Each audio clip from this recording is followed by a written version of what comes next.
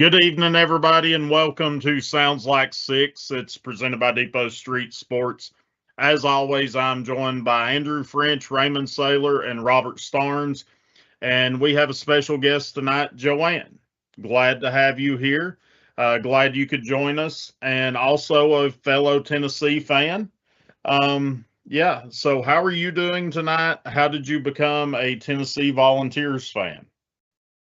I'm doing good. So I actually went to UT. That's kind of how I started liking UT. But funny enough, I hated football until I went to my first college football game, and that's when I fell in love with it. And since then, it's been my thing. Okay. I mean, it makes me and Robert happy to have another Tennessee fan on board.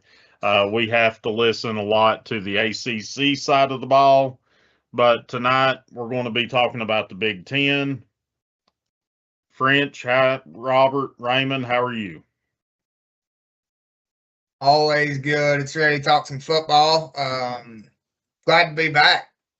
You guys held it down for us last week. I know Robert had some issues going on last week for the zone. I was traveling for work, so I appreciate it, guys. Frenchman, as always, coming through with the clutch. He didn't have to carry you this week. That was awful nice of him. He didn't have to carry you that show. But yeah, great to be back. Love it. Let's go. Big Ten. Yeah, doing pretty good. Apologize for missing last week, but due to your rural life in East Tennessee comes to call. We had some bad storms, and I had some farm chores that had to have immediate attention. Ready to talk some football. Oh yeah, we're good over here in Otway. I'm glad to see everybody's back. Back was a little sore last week carrying Michael, but hey, we're all here tonight to talk about the Big Ten, and we'll see how this goes with Big Ten because we all hate them.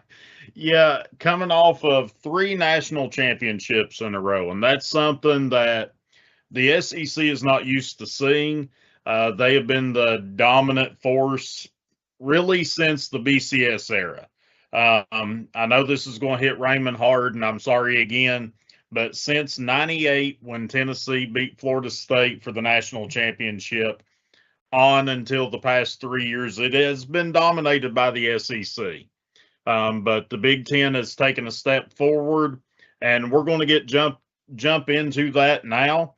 But also, I want to give a shout out to Gibby last week, stepped in, joined us on the SEC show, done an excellent job, and we'll probably have Gibby back here in probably a month or two, see what happens once we get rolling and into the nitty-gritty of it.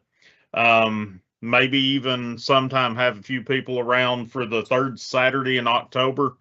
I will announce that. Both teams are wearing their home uniforms. I believe it's the first time since 1970 that this will be done.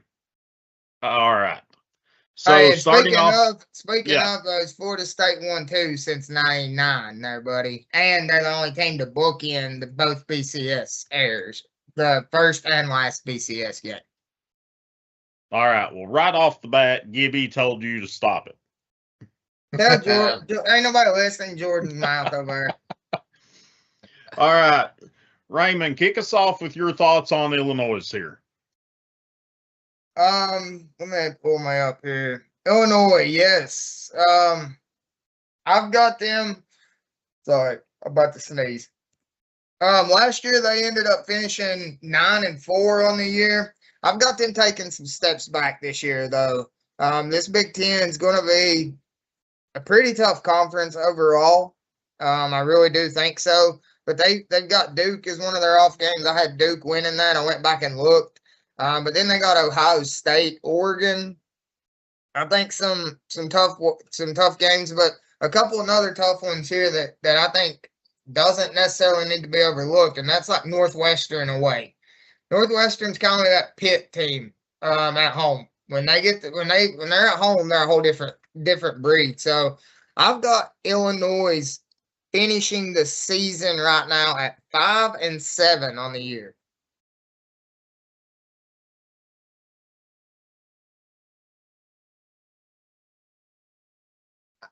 I still think that Illinois is going to be all right. I think they're going to still compete.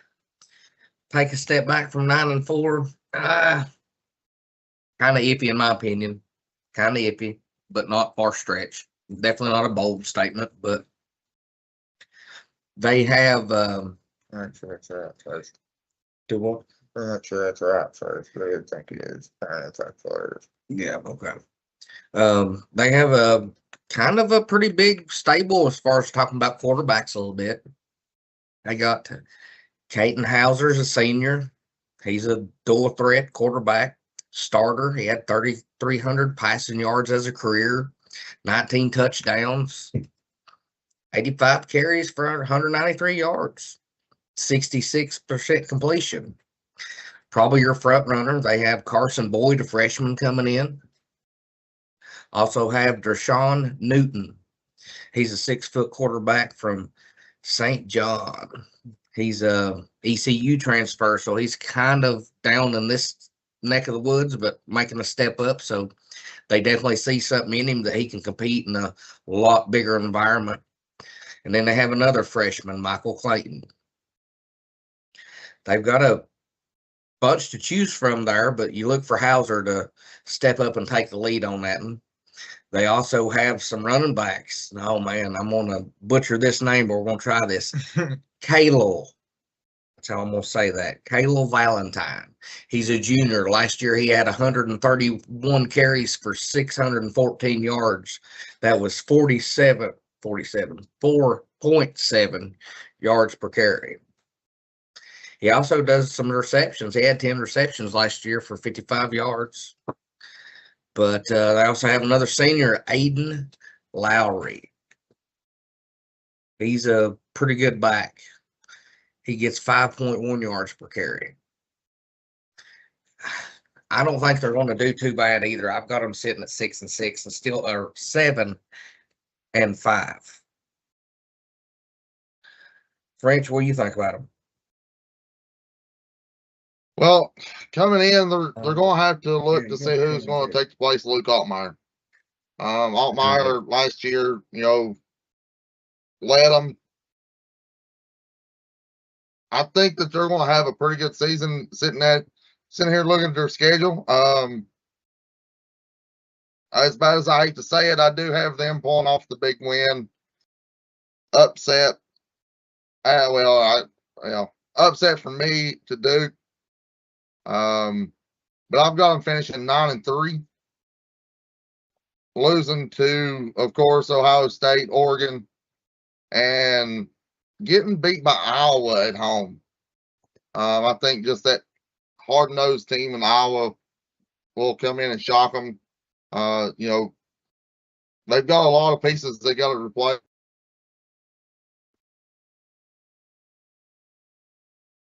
The quarterback transferring in from East Carolina, he's probably going to help some, but it's Big Ten. We know that you got a three-headed monster at the top. That's going to be hard to beat them. So I think in the end, Illinois finishes 9-3 to have another pretty good year. Go ahead, Joanne. Give us your thoughts on Illinois. I have them in between all of y'all. So I have them at 8-4, losing to Duke, Ohio, Oregon, and Iowa. Just because, Oregon and Ohio are tough teams, and Duke is not an easy team. And Iowa, for me, I'm like pulling my SEC knowledge here, but they upset Vanderbilt last year. So I think they would win. Yeah, I have them sitting at 7-5. Like you guys said, without Altmaier on this roster, I do think that they still have success, but I don't think it's going to be that team that you have that can compete in games that they may still should get beat. I think it's going to kind of be split down the middle. They'll win the ones that they should, and they do not really upset anybody. I think they're just going to be an average, middle of the road Big Ten team that does make a bowl game, and we don't think about them really much after week 1 or 2. Moving on here, Indiana, coming off of the national championship last year, the third for the Big Ten in a row. Joanne, start us off on this one. All right, I'm pulling up their schedule right now. Now, I don't think Indiana's going to go back to back, but they're probably going to have a somewhat good season. Their schedule is not as difficult, but I think their toughest opponents really are Ohio State, Michigan, and maybe USC, which I don't think they would be a threat, but I could see USC pulling an upset. So I'm gonna say they probably win against Ohio State and then lose to Michigan and USC. So I have them at 10-2. I know their estimate record is 7.5. So I'm like at what the predictions are.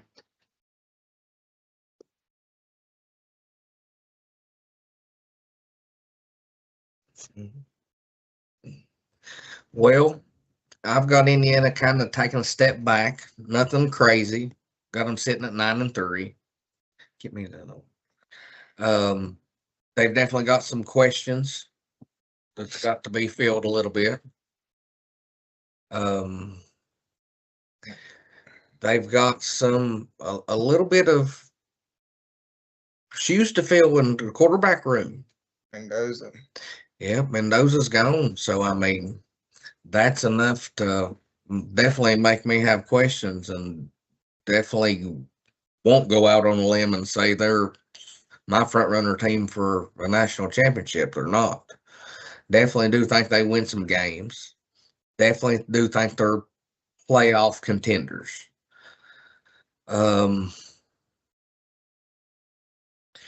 We've got a good tackle coming back. We've got a wide receiver, Charlie Becker, that's kind of a breakout last year. He's a junior wide receiver, 34 catches, 679 yards, 4 touchdowns. That was last year. He's explosive, good clutch player, good playmaker, expecting some big things out of him. You're talking about more questions at the quarterback. I think Josh Hoover's kind of the one that's probably going to lead the team. He's a TCU transfer. He's got 9,629 yards and 71 touchdowns as a career. He's going to be the it factor. He will be. He will be. And if it's a make or break for him, and just depends on how he can adjust and fit into the scheme. That's the system, thing. Is Signetti. Signetti's a no nonsense type of guy. He is. I mean, he's your guy or he ain't your guy. He is, and you're bringing in transfers. And when you start bringing in transfers, they got to start not only adapting to the offenses, but then they got to adapt to this coach, his mindset, the whole 9 yards about him. I'm okay with that. I mean, TCU, we know it. French, we talk about them all the time. They're such a high-powered offense. I think this is going to fit in with Signetti. The high-powered offense, Signetti, man, he's building a freaking team up there. I mean, but when we were talking about Indiana last year, did anybody have them sitting undefeated and running the table and winning the championship? No, but they're on everybody's radar now. Some definitely key pieces missing, but when you lose Mendoza, man, that's a shot for anybody. I do have them just a slight better, and I've got them sitting at 10-2. I do have a couple blemishes on them. I can tell you exactly. Yeah, who's your losses? Tell us that. I've got the losses being to back-to-back weeks. I've got Ohio State losing. And then I've got them turning around and going to the big house and losing. I did too. I had them lost for that game as well. Yeah. So I've got them 10-2 this year. Yeah, right now I'm right there with you. 10-2, same 2 losses. Kyle Whittington going to Michigan is going to turn that program around. And I think Signetti's, they're not going to be as good. Yeah, Signetti hit the transfer portal, brought in Josh Hoover. Looking at his stats over the last couple of years, I mean, he's threw for 2024, he threw for almost 4,000 yards, 27 touchdowns, 11 picks. Last year, 34-72 with 29 touchdowns and 13 picks. So he's going to be one of those guys that's going to be like Mendoza. He's going to sit in the pocket. He's going to go through his reads. He's going to make the right decision. He's been there. He's played in the big games. You know, it's not like he's brought in somebody that, you know, we brought up somebody that, you know, was a backup. They should have been a starter, but no, we're going to bring in a starter that's got plenty of playing time. So they're not going to run the table for sure. So, you know, more going to rely on the new quarterback. Going to see what kind of offense that they're going to have this year. But yeah, Indiana, I think finishes 10-2, takes those back-to-back losses in the Big Ten conference wise.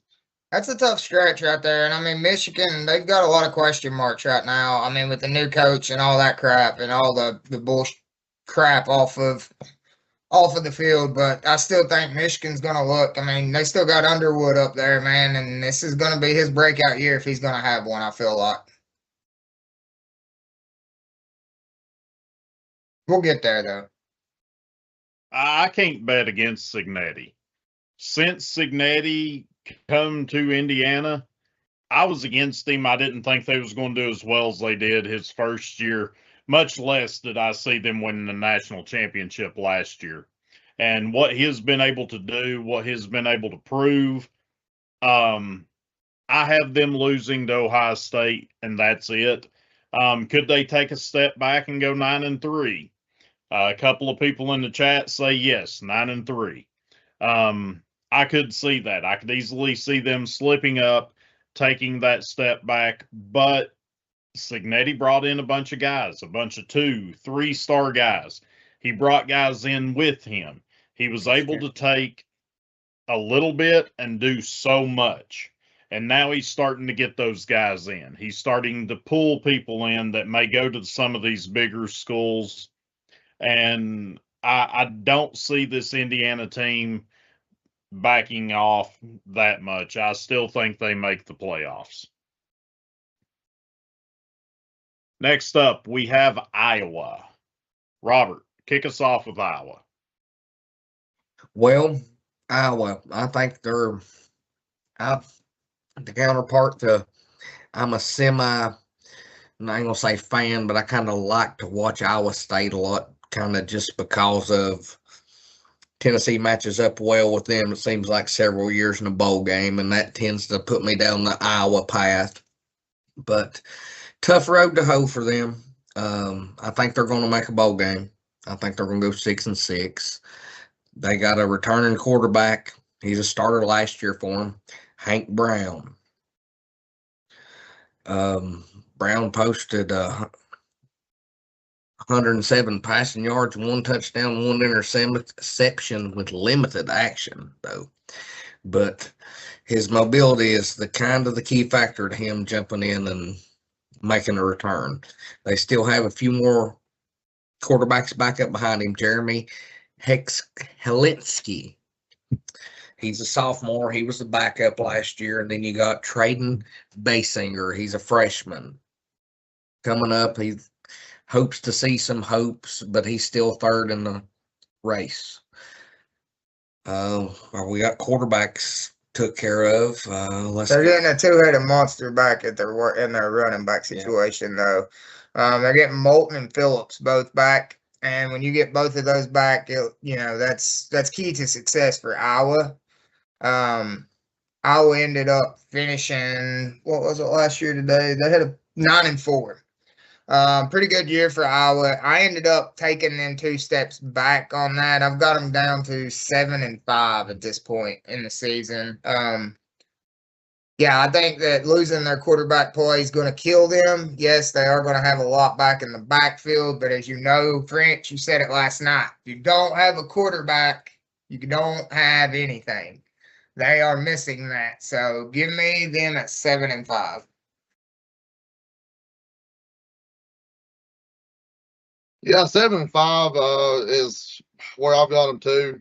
They're always 6-6, 7-5. You know, they're a good coach team.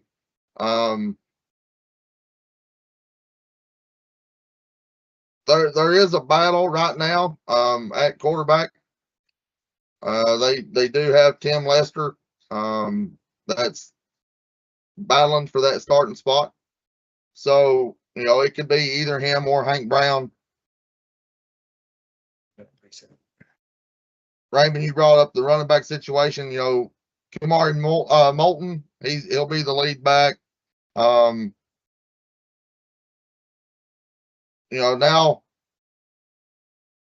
they've got to replace two guys between Mark Gronkowski and Patterson that accounted for 230 carries last year between the two. Those two backs, they were really good. They split time. They didn't try to battle each other. They went out and they done their job. Most of the time you see, the duel, we're going to work both running backs. Somebody's going to be mad about something. These two went out and they played the game. They made their carries. They done their job. And you never heard anything else about them. This defensive line, they're going to be very, very tough.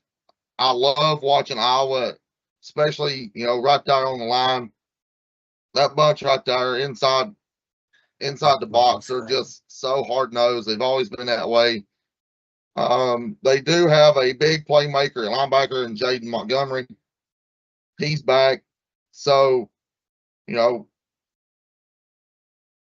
don't think that they'll compete for the top, but they'll be just right outside the top. And I've got them finishing 7-5, going to another bowl. Probably be another Big Ten SEC matchup. So, Iowa 7-5.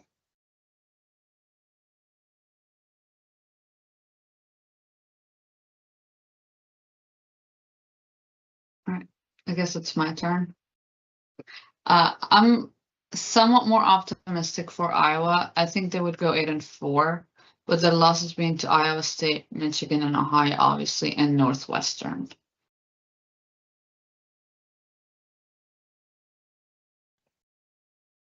Yeah. Go ahead, Robert. I ain't sold on this team too much at all. There's just a lot of questions there. Hard to I feel like even jump on that bandwagon to think they're going to take a step forward. Knocking off. Yeah.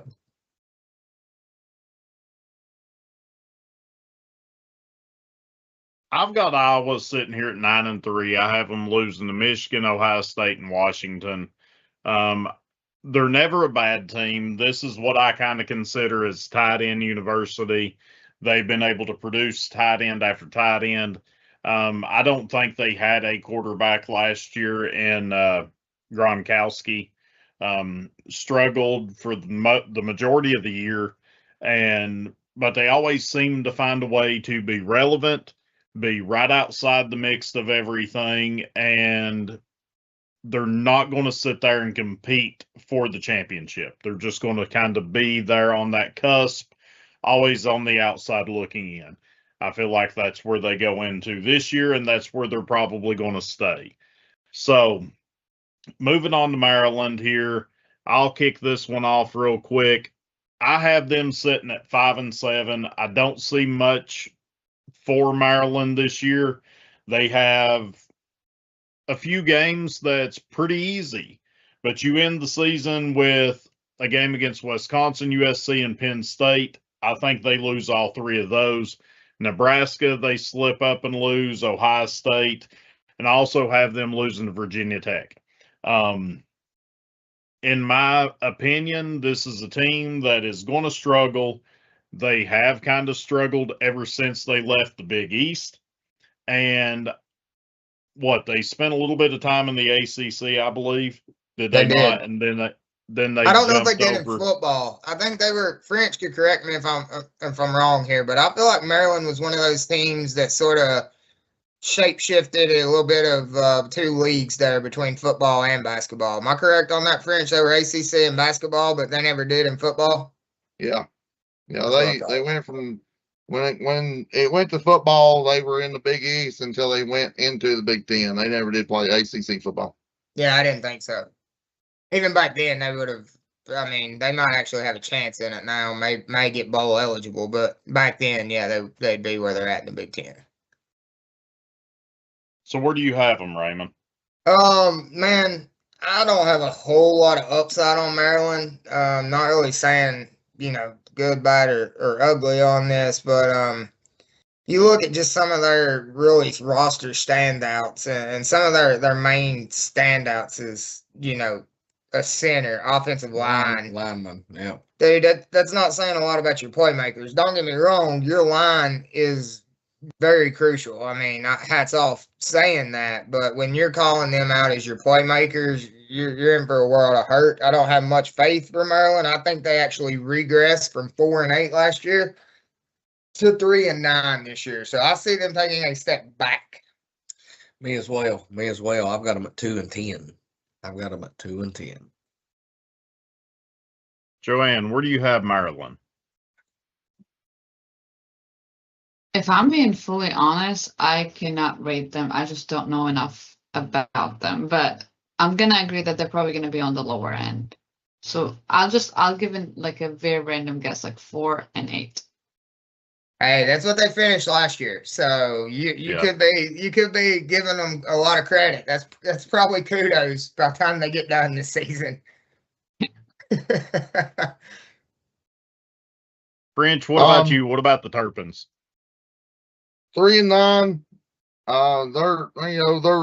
They've never really been a football school. I mean, Maryland. I mean, back in the day when they were in the Big East wasn't real good then either. Competing against Cincinnati and UConn, who wasn't a football school back then either. So they are being led by sophomore Malik Washington. Last year, 2,963 yards. Completion percentage of 57%. That's not real good for a college quarterback, even, especially, in your power forward. So one good thing I do like about Maryland is the fact they tend to stay close to home when they go to recruit, because when they signed or recruited this kid out of the Archbishop Spalding High School, and that's right up there in Maryland. So, they want to stay at home. They're going to have to go out and go big. They've got to try to pull some guys in that's going to help them. I've got them. Let's see. I've got them beating Hampton. I've got them beating Rutgers and Purdue for their 3 wins. I don't even know what my 3, but I know I'll give them that Hampton win. Anytime anybody plays Hampton, I'm going against them. I don't care if it's college or high school. Let's go. I'm there with that one. So and if Rusty Chambers is by chance watching, we will say any Carter County school. So next up, we got a team that has been in the news for several years. Good, bad, ugly, or things that everybody wants to put behind them. And that is the Michigan Wolverines. I like Kyle Whittingham. I like him as a coach. I think that he will do good things for this program. I think he can go in and make things sustainable, give them a platform, give them something to build off of. But I hate Michigan. Do not like Michigan, can't stand Michigan. Give me Michigan State. If I'm going to pull for a team out of Michigan, give me Michigan State. Give me them Spartans, and we're going to get to them here in just a minute. I love the rivalry Michigan has with Ohio State. I do too. That's one of my favorite kind of out of the SEC games. You know what I mean? I like to watch that one. But kind of the way you feel about Michigan, though, is kind of the counterpart. I kind of feel that way about Ohio State. It's hard for me to ever pull for them. Yeah. I mean, I don't pull for either one of them when it comes Right, to but that you know what I'm Michigan and trying to Ohio say, though. State. Lord, let's not Yeah. give Michael another team to half-ass pull for. Yeah. No. I'm Hush it. gonna Hush pull it. for Michigan over Ohio State in that game, in those games. I'm a fan of the sport when they play, and I wish Yeah. that neither one of them could win. Except Michigan But- State. yeah. Y'all can kiss my ass tonight. What y'all can do. Get me on another rant here. So, where I was going to get to on this one is that Michigan here in that rivalry game, why in the world is the Big Ten in general, big noon, Big Ten at noon, 12 o'clock kickoff? That is when they play their biggest game of the year or biggest game of the week. It's a big noon kickoff. That is probably the dumbest thing. The only thing that I can counter with that is SEC dominates the nightcap. So the Big Ten has to get on TV for the early morning show. And I thought can that only they were hope starting to get Big Ten games at 7:30 now. they do play them at 7:30, but their biggest game of the week's at noon. Yeah. I mean, I get what you're saying. Yeah, it's usually the Ohio State, Michigan. I mean, at the same time, though, it gives you a good game to get it started because you know it's every other conference for free for all now. Let me pick on the northern guys. I think it's the old school boosters that stick in this game, the Upers, the ones from the Upper Peninsula, the rural guys.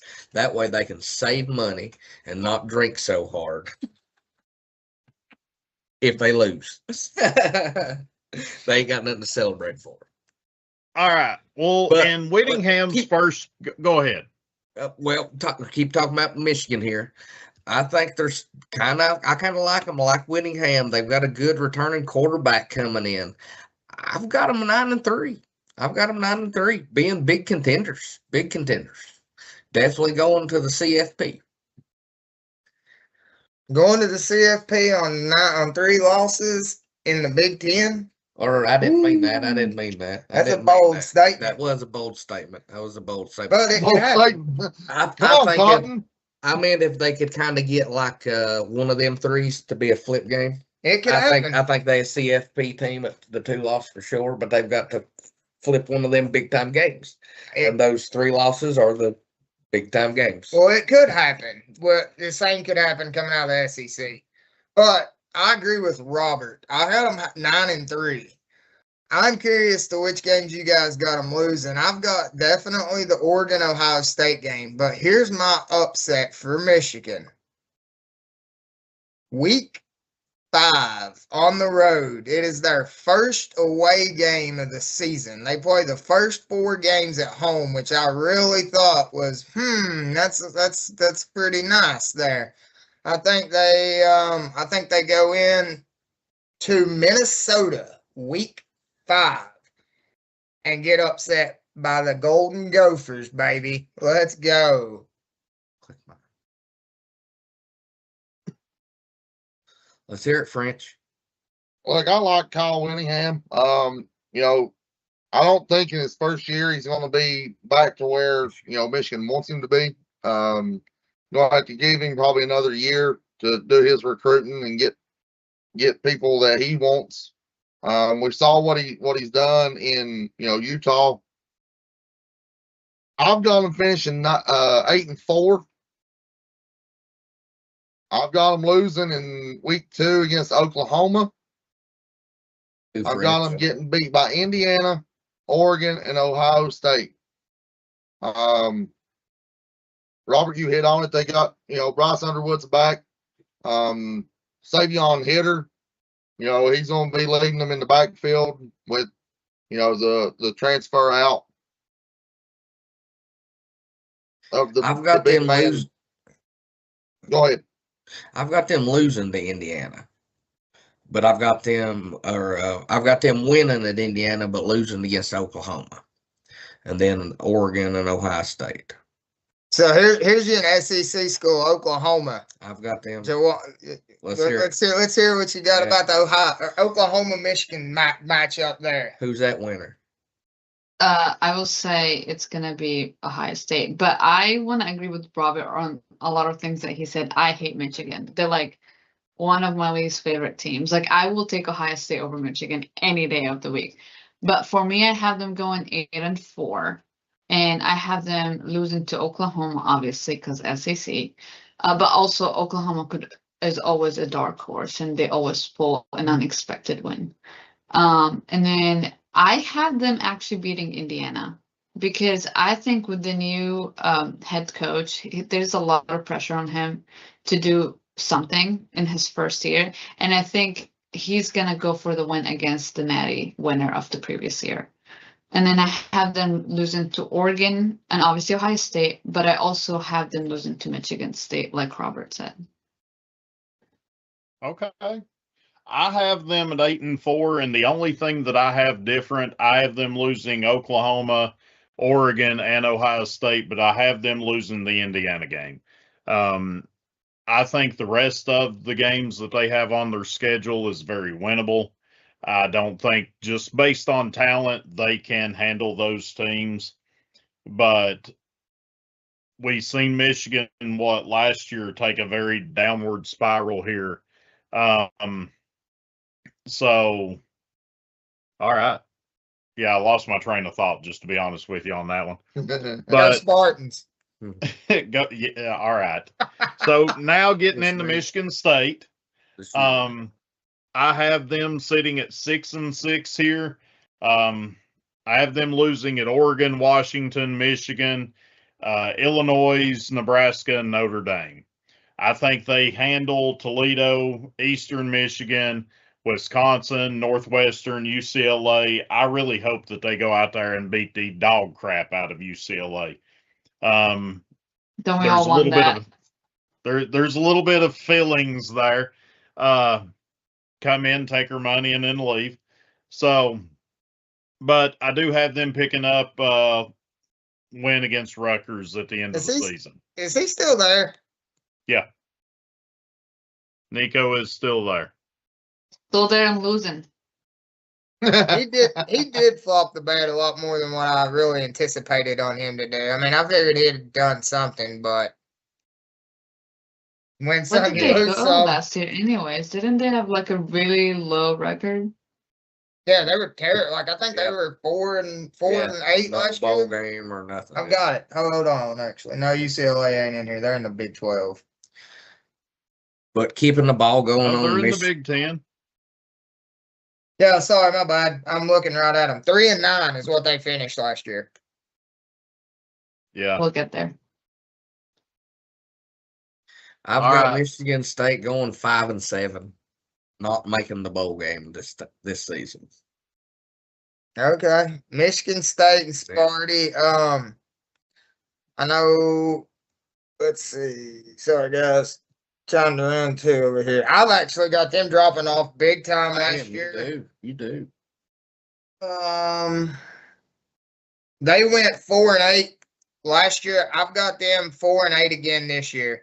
I don't have them getting much better. I do like the Michigan State rivalry. There's a lot of games that I actually like that the Michigan State's in because of Michigan State being good, you know, for so long there, or not good, I guess you could say, but mediocrity. They were into the Penn State, you know, when what was that, a couple years ago? Was it the block? What happened there, French? Was it a muff punt, block punt, Michigan State and maybe Michigan or Michigan State, Penn State game? I think it was the Penn State game, block punt. But anyway, that was an amazing game. So when Michigan State was in those games, or that era, they were doing a lot better. I don't see that improving anytime soon with them. So give me Sparty at 4-8 this year. Well, 4-8. I've got the Sparties going 7-5.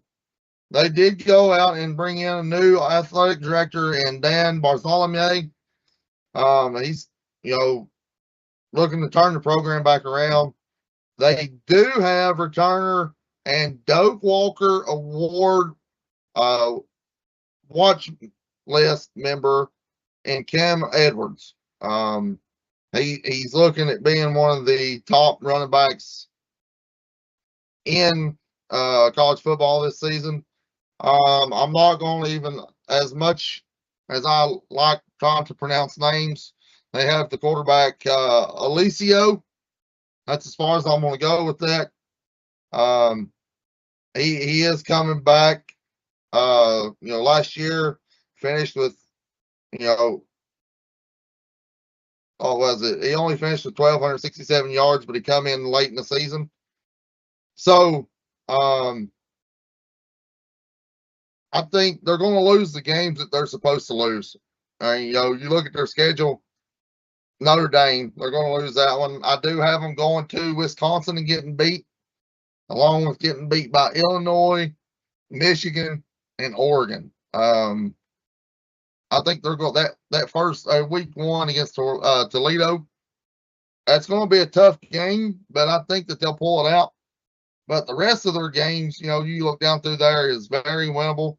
And I got the Sparties making it to the postseason in a bowl, finishing at 7-5.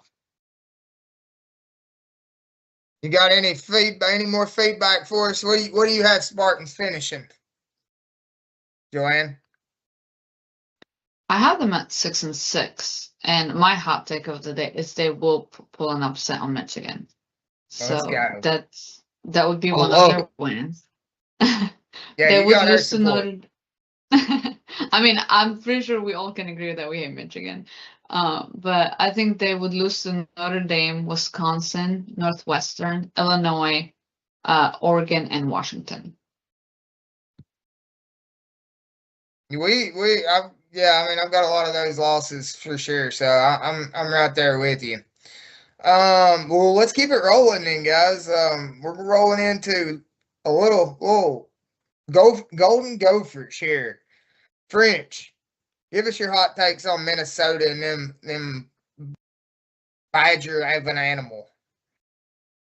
Oh, well, I mean, everybody loves when you talk about Minnesota. All the Minnesotians up there and the Golden Gophers. I got Minnesota going 4-8. They're not going to be very good. Their schedule's pretty tough.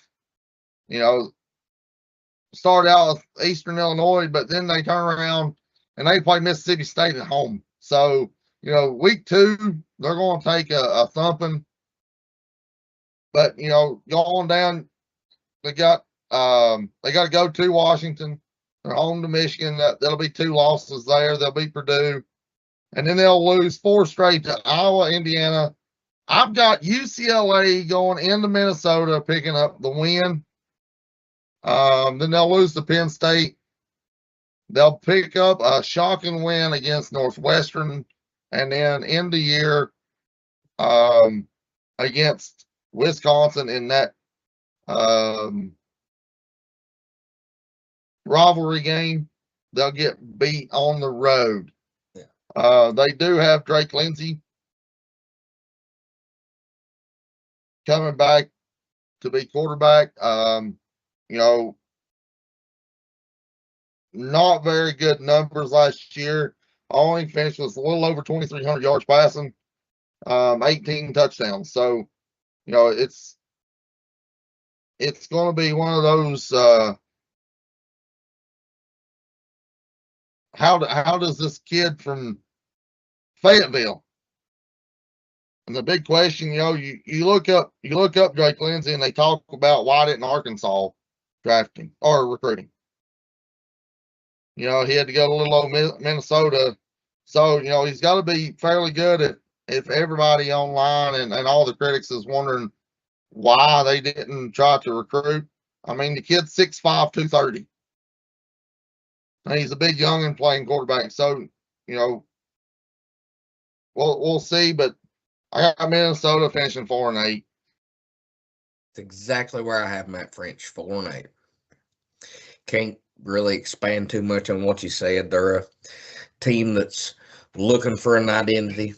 trying to find something to buy into, looking for something to play for, hoping a playmaker will emerge. Yeah.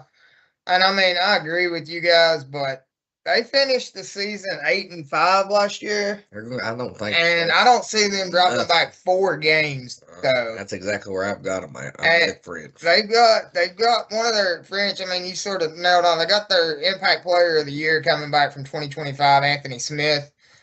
Big key piece on on defense there that'll really help them. I do have them taking a step back, but 1 step, and that's it. That's going 7-5. A couple of losses, I think. Of course, you're looking at the for sure losses: the Indiana, the Penn State, Washington. Even that's on the road. That's a tough one. And then they got an SEC foe in the Mississippi State. I mean, those are 4 tough schools right there. Very well could finish at 8-4 again, like they were last year.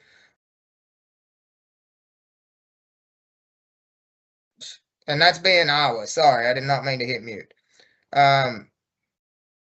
But yeah, so that could be their other slip up. But other than that, give me them 7-5.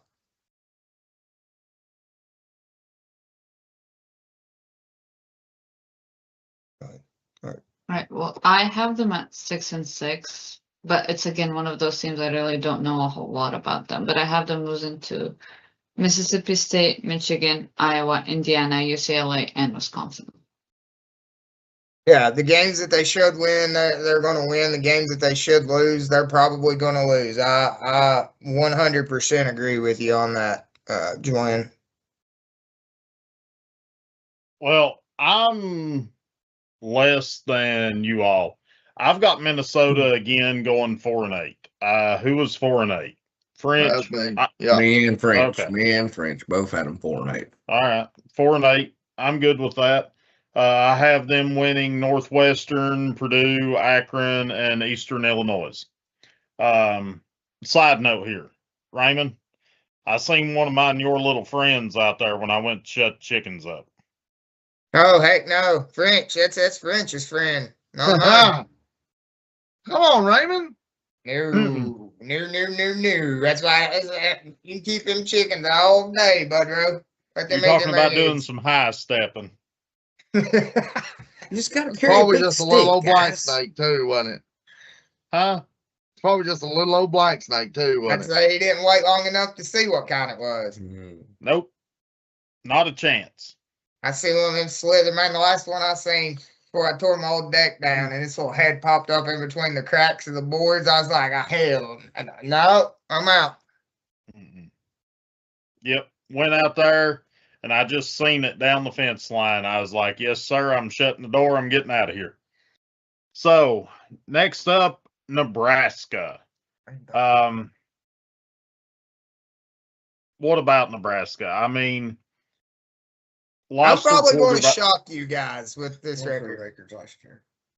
Well, go ahead and shock me. Let my heart come back down to where it's supposed to be, and then I'll go. So shock me here. You got them 2-13, 2-0. I don't. I actually have them on the other end of the spectrum this year. We always do this, guys. I'm setting myself up for failure. I know that. Because every single year we come in Nebraska, baby, they're going to come back. Here it is. And they don't. So, I'm going to be the one that's eating my words at the end of the season, probably. But I have Nebraska going 8-4 because that's how their schedule lined up. I mean, their schedule is not that hard of a schedule. They've got Ohio, Bowling Green, North Dakota as their first 3 games. They got Michigan State, which I think wins because they win that game because I'm not big on Michigan State. We've already talked about how terrible Maryland's going to be this year. They finally lose with Indiana, Oregon. I've got them slipping a home upset against Washington. Slipping that one. But losing on the road to Illinois. Winning against Rutgers, we'll get there. They're going to be terrible. losing Ohio State and beating Iowa. They can do this. I'm not They far can off pull from off an you. 8-4 schedule. I got them at 7-5. Yeah. I'm a 6 I've got and them 6. start. Huh? Go for it. Go for it. I got them starting off at 5-0. Then I have them Woo! going on a 3-game losing streak against Indiana, Oregon, Washington. Then I have them going on a 2-game winning streak with Illinois and Rutgers, then losing to Ohio State and Iowa. I can easily be sold on an 8-win. I have them at 6 and 6, but they do have a favorable schedule, and I'm with you on that because there is a couple games to my 6 and 6 record that I give them preseason that were. I'm not doubting either one of you at an 8-win. They can do it. Because there is a couple of them that I marked for losses that were easily toss-ups. toss-up for Yeah. me. Their Pick schedule's Six favorable, heads. man. It is. Kind of control their destiny in just a little bit if they kind of They can. show up and tie the shoestrings and lace them up tight and get in there and play some football. They could make some noise. And there's no Scott Frost. I was hopeful for him when he first came, but of course, nothing but a letdown season after season. But Everybody, I think, was pulling for him. I was. Where he come from, USF or UCF or whatever. I was pulling for him, and that was his alma mater, but he found out he wasn't ready for the big stage. Go ahead, What? Joanne. Well, I'm being a little pessimistic. I have them at 6 and 6, and I have them losing to, and you guys, I'm way off on this one, but Michigan State and Maryland. And then obviously they're going to lose to Indiana, Oregon, Illinois, and Ohio State, and then upset Iowa. I've got the Iowa upset. Come on there. I'm with you. I think they can go on the road and win that game. That's not too far for them. That's a rivalry game. That anything can happen, guys. That is rivalry week. We know that. It's out the window. Come on, Frenchman. Bring us home. Well, I got them going 6 and 6. They do have their quarterback Anthony Colandrea coming back. He threw for almost 3,500 yards last year, 66%, 23 touchdowns. We know what Matt Rule can do as a coach. You know, we've seen it in the past. But the big thing is they lost transfer. Well, they didn't lose. Let me rephrase. They dismissed Penn State transfer Tiki Hayes 2 days ago. So, you know, that big transfer coming from Penn State is going to hurt them. They have not come out and said why. They just announced that they have released Tiki Hayes. So that's going to hurt them in the backfield. I do have them starting out 3-0, getting beat by Michigan State, beating Maryland, and then they go on a little losing streak against Indiana and Oregon. I've got them picked to beat Washington just because it is at home. Lose to Illinois, beat Rutgers, and then I got them losing the last 2 games against Ohio State and Iowa. The only reason I picked Iowa to beat them in that last week is because it is in Iowa. It's not too far. You know, Matt Rule, you know, there is a possibility that they could go 7-5, 8-4. But I don't see them beating, you know, the teams that we've talked about that's not going to get beat by many people. Well, French, lead us off here with Northwestern because for some reason I got a feeling with this one you got them sitting at like 9 and 3. So Northwestern, you go down and look at their schedule. I have them finishing 10, or sorry, don't want to get you excited. 2 and 10. I've got them getting beat in week 1 against South Dakota State. Okay. that FCS teams, South Dakota State, North Dakota State, that bunch, you never know what you're going to get. They're usually right there on the top in the FCS. They are a team that will upset teams that they're not supposed to beat. The only two games I've got them winning all year is home to Colorado, taking out Prime and beating Ball State. I've got them losing all the other ones. I've even got them getting beat by the Scarlet Knights. I don't see a lot out of Northwestern.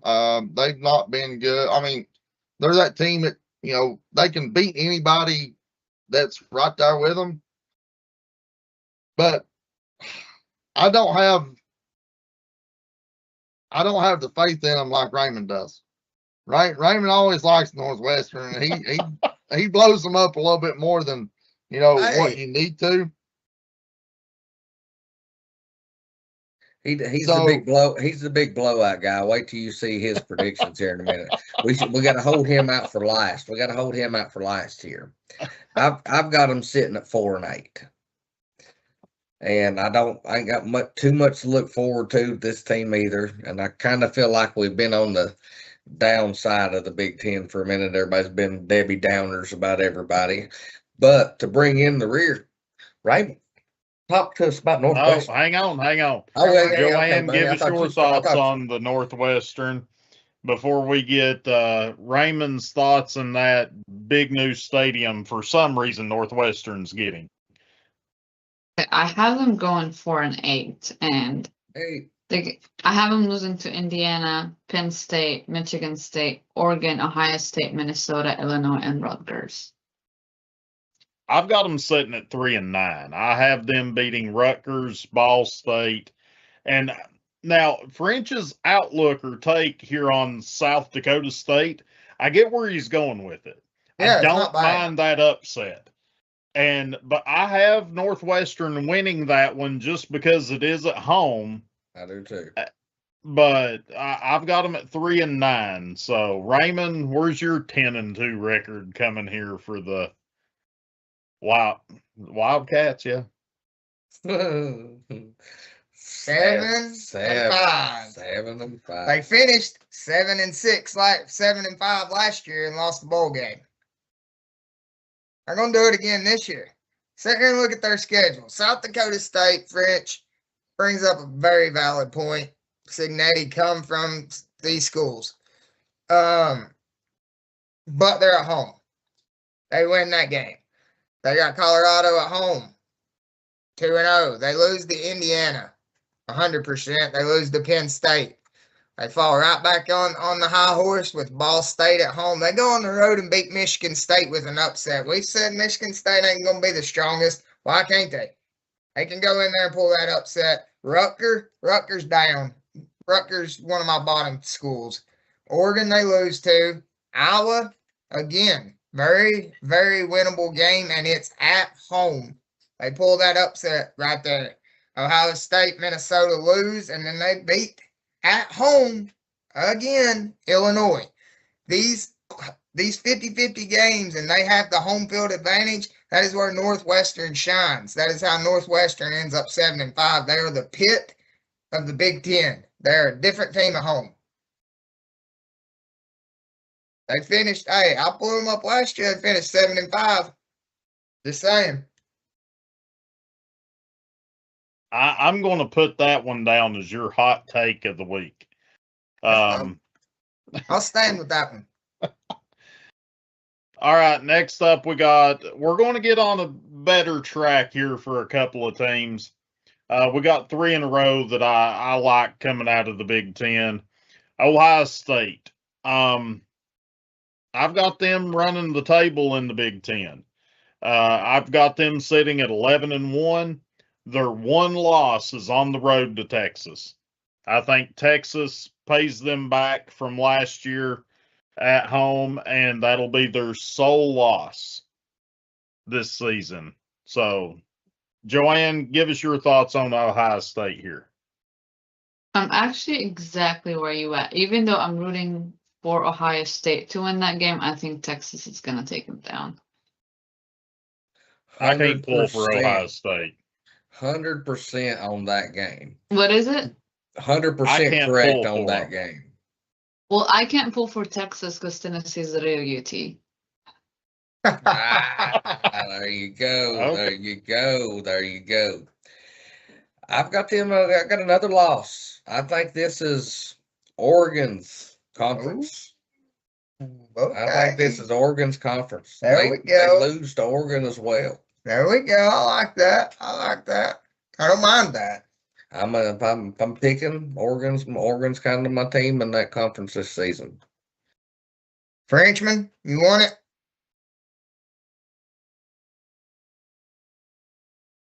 I think they're on the table, fellas and lady. I think they go 12-0. They are on the road to Texas, but I'm gonna go ahead and tell you, they're not even preparing for Ball State.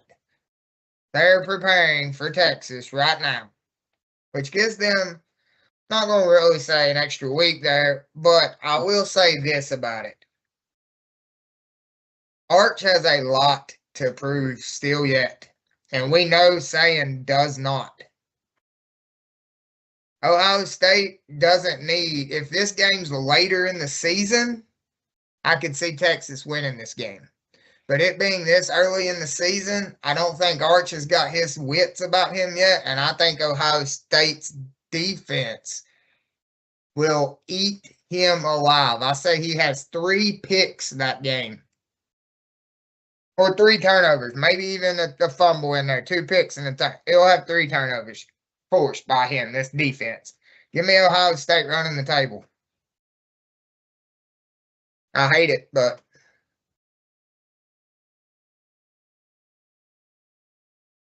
you're on mute, French.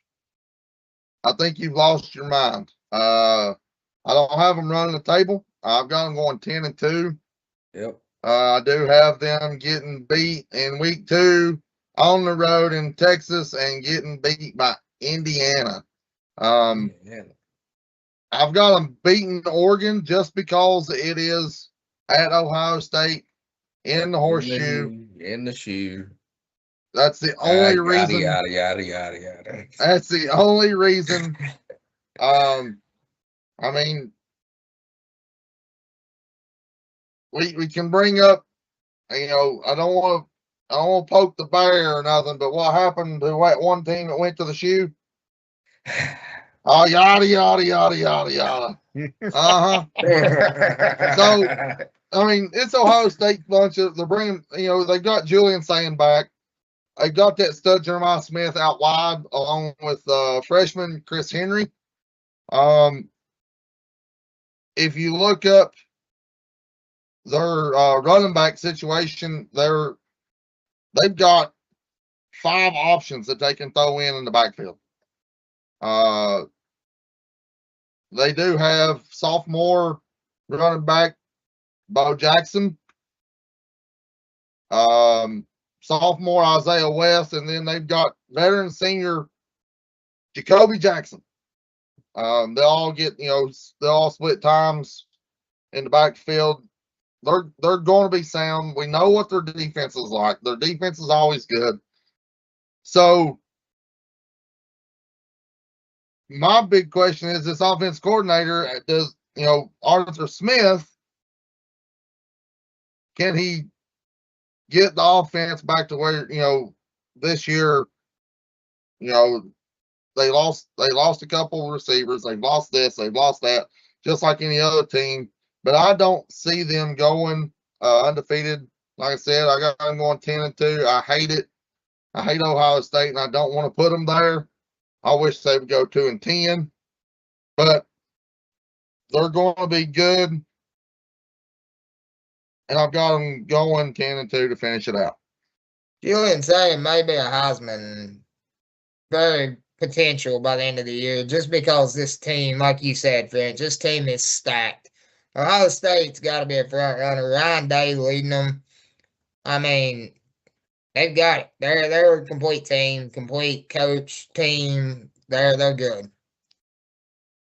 So Gibby in the chat here, he brought up a good point. Ryan Day moved Senior Day to the first home game of the year, and that way they can focus on Michigan more at the end of the year, where he is 1-4 against Michigan. What do you guys think? What do you all think about this moving Senior Day to week 1 and not the last home game for those seniors? I don't like it. Excuse me. I don't like it a bit. I don't either. I ain't a fan of that. I mean, at the end of the day, this is more of a pride thing for him. He don't give a shit, is what it sounds like to me, about the players. He is doing this solely based on him being 1-4 against Michigan. No other reason. Joanne, what's your thoughts on this one? Well, I'm connecting a little bit to SEC because, like, when we do homecoming, we usually pick an easy team that we're going to beat, right? So I wonder if he's worried that they won't beat Michigan. And so he tried to move it to an easier game so that he can not get embarrassed, basically. So basically, he gets to play all of these seniors in a game against Ball State, where most of them may have to ride the bench against Michigan. Yes, but also, yeah, that's... Without getting embarrassed on Senior Day. I think he's just being selfish and just Absolutely. worried about himself. That's what I'm saying. I mean, his record against Michigan is 1-4. You're making your seniors suffer and not take that day to be recognized because you are literally 1-4 against a rival team. That is shit. French, what's your thoughts here on the Senior Day move? I think it's the dumbest thing they could have ever done. If you don't want to, I mean, I get it.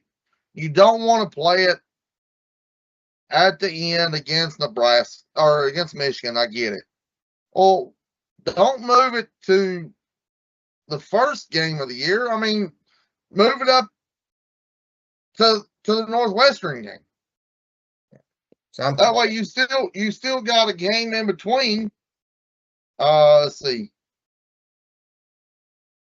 Yeah. So you'll go on the road to Nebraska. You're not worried about them.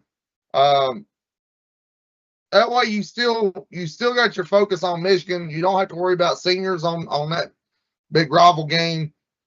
Move it up one home game. But don't play it week 0. Michael, you sent me that video the other day on TikTok. Boy, they were going off. And I mean, y'all hit it. I mean, it's selfish on his part. And I don't see why the university agreed to it.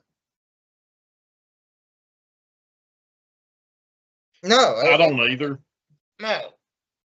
I mean, Gibby says the rivalry means more than winning championships. It probably does, and that's okay. But, okay, if Ohio State wins this game and beats Michigan, if you're a senior on that team, does that not take away from senior night a little bit? Yeah.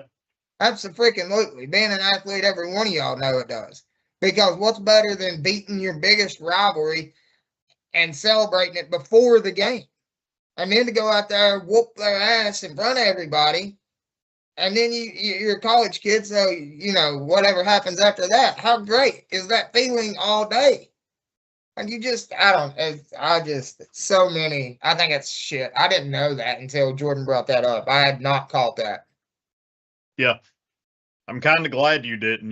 You're almost on my Tampa Bay Buccaneers rant from last night. Yeah, that's Golly. I don't know if anybody can top that one. I don't know. Them damn 16-1 Titans, mate. Hey. 11-6. All right, Robert, here's your Oregon Ducks. Y'all keep forgetting y'all talk about these Heisman front runners. Man, we got Dante Moore sitting over here wondering, like, hey, guys, shut your mouth saying who? Saying Deontay Moore. Then you got to, by chance, something goes wrong. Look who's sitting there competing for reps. You got transfer Dylan Raiola sitting there in the backfield waiting his turn, waiting for his time to shine. They was just a step away, like a little bit more offense. A little bit more offense, and they could have been there. I got them completely running that table. That's my pick, 12-0 right there. No losses. If they suffer any, it's going to be in the playoff. I've got one slip up. Hey, I've got Oregon up there. I'm not doubting Oregon at all. You said it. Deontay Moore coming back is contributing factor. They're going to be high-powered offense, just like the Ducks are every single year. Every single year. But they have to go to Ohio State. That is my one slip up for Oregon. If that game is in Oregon, I probably got a different outcome in this game, 100%. But with this being on the road, I don't like my chances. Three time zones, 3-hour difference. We've already talked about it, guys. This will be a 12 o'clock game. So it's not, Oregon's going to be used to being 9 o'clock. Yeah. And I mean, I'm right there with you. I think they slip up here to Ohio State. And Dan Lanning is a good coach. He is a really good coach. I don't know that we ever see him close the deal on a national championship. I think he's always going to be in the mix. He's always going to have them in the running. He will be at towards the top 3, top 4 of the Big Ten. I don't know that he can ever close that deal on a national championship. I don't know that he is that caliber of the coach. So, state record last year sucked it. Joanne, give us your thoughts here. French, you wrap us up with the Quackers. So I'm with y'all on them losing to Ohio State. I'm not sure who said that, but that's the only loss I have for them. But my hot take, another hot take, is we're going to see a rematch in Big Ten, and Oregon is going to upset Ohio State in that. Okay. I like that. And I do also agree on the fact that you said they never close the deal. They are gonna go to the CFP, but they gonna fall off in, like I say, second or third round, just like they did last year. I agree with that. So I'm sitting here looking, at Oregon's schedule. I mean, it favors them tremendously. I do have them getting beat by Ohio State going 11-1. You sit there, Robert, you brought it up. Dante Moore's back. He's going. Him and Julian Sayin will be your two that it'll come down to for the Heisman. They do have Jordan Davison in the backfield with Dante, and they've got Evan Stewart out wide. Big hands, big receiver. On the defensive side is where Oregon's probably going to make that's what's going to win their ball games. They're going to be flying everywhere. We've seen it over the years. They're so fast. They're everywhere. They're ball hawks. That defense is going to be led by outside linebacker, number 10, Mateo Ungale, DJU's brother. Senior linebacker. Last year he had 9 solo tackles. He had 6 sacks, 2 forced fumbles. Kid 6'5", 272. Hopefully he brings some better mojo than DJU did. Well, we know DJU. We won't get into him. No. Nobody cares about DJU, that's for sure. Especially you. For sure. But I think their only blemish will be that Ohio State game, and that game could go either way. That's going to be one of my games for the year to watch. Make sure that I watch, because that's going to be high-powered offense against a high-powered defense, and two Heisman favorites going at each other. I think they'll be right there, 1-2. I think in the final standings, there'll be nobody, neither one of those two will be outside the top 5. And I know. So, going with. I hope they go and do Rubber tires have made the die. everything that Oregon does, and they're going to put up numbers. But I've got them getting beat by Ohio State to finish 11-1. So while yes, they did increase Hey. the price, I feel like they have done actually a pretty good. My fault. My fault. I messed up again. Not you. Yeah, I was checking in on the other chat too. Sorry. We've actually had quite a few comments about this topic in Oregon here. Gwen asked, do they still have the linebacker that played for 15 years? I don't know who he's talking about there. Then you've got Gibby that's comparing Dan Lanning to James Franklin 2.0. Can't win the big games. He only beat Ohio State the one time because of poor time management. And Gwen also said their schedule is soft, so they'll make the playoffs and they can take an ice whipping. So, with the James Franklin comment here, going into Penn State, I'm kind of anxious to see what Penn State does. They lost several guys due to transfer, but you've got them being led by Rocco Beck. I really like this name, Rocco. Just for some reason, I like Rocco. Tennessee, they benefited from a few transfers and defense coordinator. But Penn State, I've got them going at 9-3, losing to Washington, Michigan, and USC. I think outside of that, their schedule is so favorable for them. Yes, I think so too. That outside of those 3 games, they play really nobody. So it's going to look really good on paper for Penn State, but I don't know that they're going to be as good of a team as what the record shows. And then when they get to the bowl game, or if they do slide into a playoff spot, I don't think that they do, but they'll end up getting handled whoever they play. If for the other team, all the players show up and play in the bowl game. Thank you, Christian McCaffrey. So, yeah, Robert, lead us off with Penn State. I think you're spot on that 9-3. I have them exact same losses, but then again, when I sit there and back that up, I'm like, holy crap, 3 losses there. If they could pull out one of them, I got them losing to Washington. You know, if they could squeeze one of them 3 games out of there, then they got it. You know, they're in the CFP. Oh, Gwen, you win the internet today, buddy. You win the internet. No, I agree with you too, Bonnie. You and Robert here. I've got them 9-3, same losses: USC, Michigan, and Washington. Outside of that, Bonnie just read it. Outside of that, they went. That you're spot on there with it, Bonnie. Is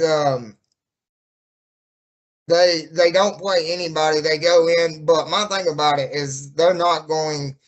If they do put a 3-win Big Ten or 3-loss Big Ten team in, we've already discussed that. I feel like that would be a Michigan over a Penn State, because again, Penn State is just so out there right now.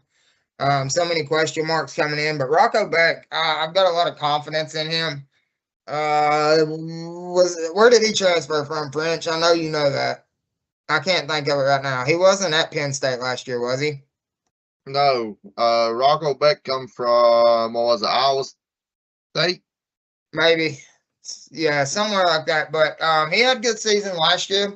I've got some confidence in him being at Penn State. But then, you know, they got the new coach, Matt Campbell, coming from Iowa State. Yeah, that's probably, yeah, that's right. Iowa State. Yeah, he come with the coach, Matt Campbell. That's right. Yeah. I remember that now. But I like that combo together. I think that they get Penn State started this season on the right foot. So give me Penn State 9-3, but they do get blown out of the bowl game, and I still think with or without their starters, they get their asses blown out.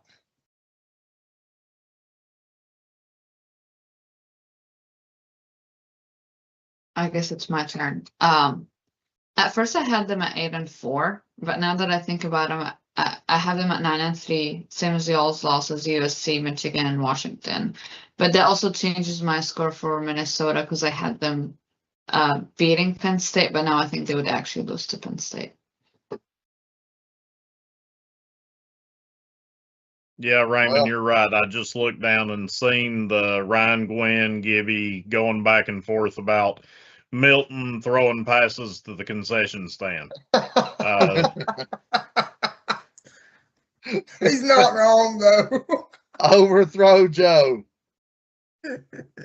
He had a missile for an arm. That's about it. No accuracy. I know that feeling. You don't have to tell me nothing. I can't believe nobody tried to put a pair of glasses on that boy. I mean, if nothing else, everybody's a last resort. Are you thinking like Wild Thing, Vaughn, and Major Leagues? Yeah, he needs some goggles or something. I always compared him to John Rocker. Had a cannon for an arm, but he may throw it out of the stadium. Yeah.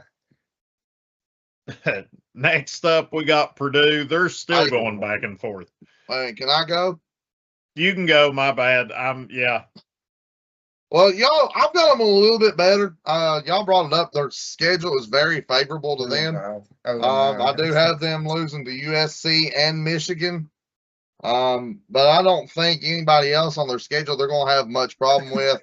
I mean, you brought it up. They got Rocco Beck, there, Matt Campbell. Those two are, well, I see the Penn State being back to Penn State, especially this year at least because of their schedule. But I don't see them being very. I mean, I agree with you. They're going to make it to if they do slide into the playoffs or a big bowl. I don't see them winning just because they having to rebuild and restart everything over. But regular season per their schedule, 10-2, and I got a lot of faith. I like Rocco. Plus they got James Peoples in the backfield. He's a little bowling ball, 5'10", 214. So and he's a transfer from Ohio State. So, I mean, he's got the winning mentality. So give me Penn State going 10-2, sliding in to a low playoff game. Possibility. Getting beat in the first round. Them finishing the 2 losses their French may help them. Missing the Big Ten game, Big Ten championship, because you're going to have Oregon and Ohio State, it sounds like, based off what you said so far. I mean, so if you slide them in there, at a 2 losses French, that could help them. Look, I was talking about glasses. I can see Milton having the Brandon Burlsworth glasses. Mm-hmm. Big old goggles. I like that one. Joanne, kick us off with Purdue here. Okay, I think Purdue is going to be at the bottom of Big Ten, and this is probably the lowest record prediction I've ever had. But I have them at 3-9, And they're really going to be winning against Indiana State, Wake Forest, and Wisconsin, but they're losing to everyone else. I've got them taking a step forward just a little bit. Nothing crazy, but I think that they can achieve a 5-7. I'm right there with her. I've got her at 3-9. The 3 wins, I've got her Indiana State, Wake Forest, but the other win that I've got is at home in Week 10 versus Maryland. Them are my 3 wins, but not much to say about Purdue. They finished the season 0-9 in the Big Ten last year. Getting the Maryland win will give them 1 win in the Big Ten. So I guess they do better in that aspect. But overall, still a crappy year. Look, I've got Purdue going 1-11. 1-11. The only Thank you, game Fred. they win is Indiana State. They're going to get beat by Wake. ACC, Wake's still not a powerful ACC team, but they're better than Purdue. What, Rizzo's?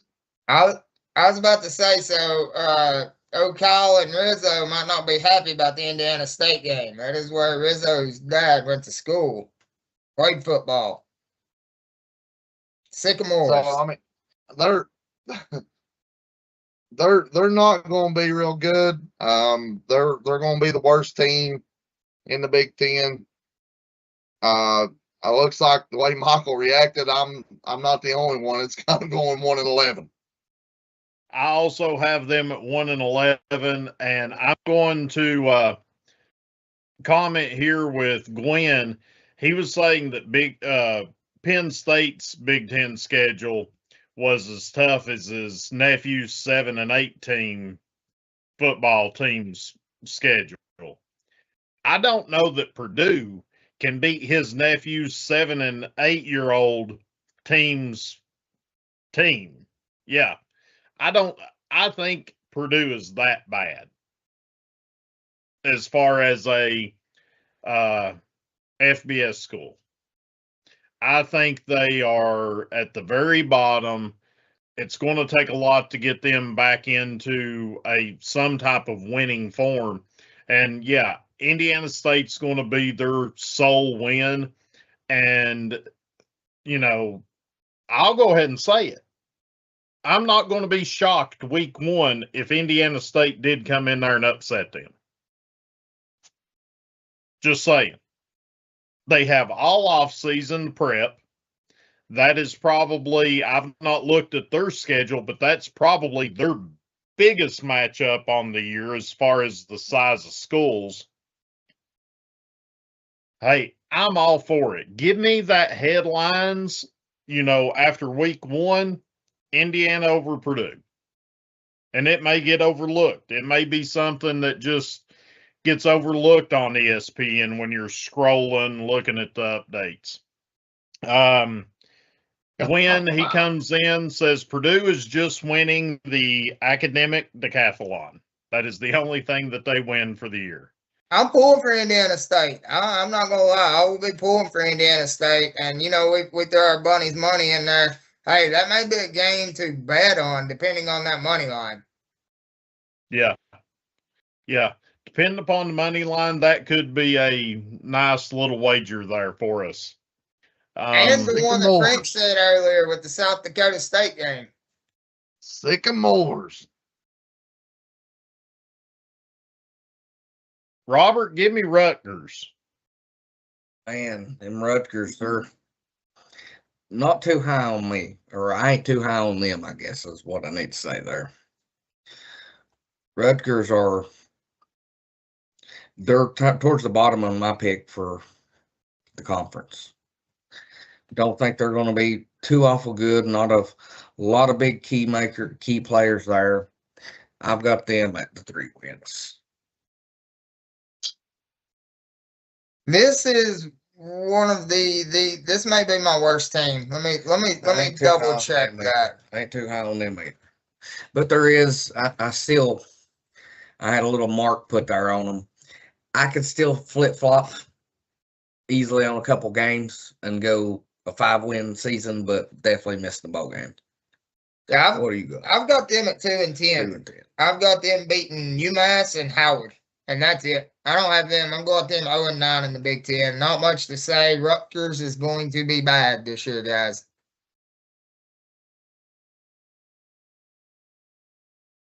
I mean, Go ahead. I think you're a little low there, Raymond Lee. I've got Rutgers going 4-8. I've got them pulling that out good too. wins against UMass. I got them picking up the win on the road in Boston College, picking up the win against Howard. And I've got them upsetting on the road your Wildcats from Northwestern. Yeah. I mean, they don't have a bad coach. Michael would probably like to have him back in Tampa Bay. It ain't Gundy. He don't care. Serrano's not a bad coach. No. You know, I think that they're going to get a couple upsets, especially against Northwestern. Like I said, I don't have a lot of faith in Northwestern. So give me the Rutgers to go 4-8 with an upset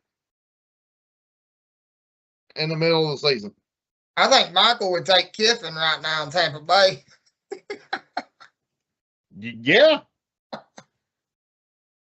Give me Kiffin.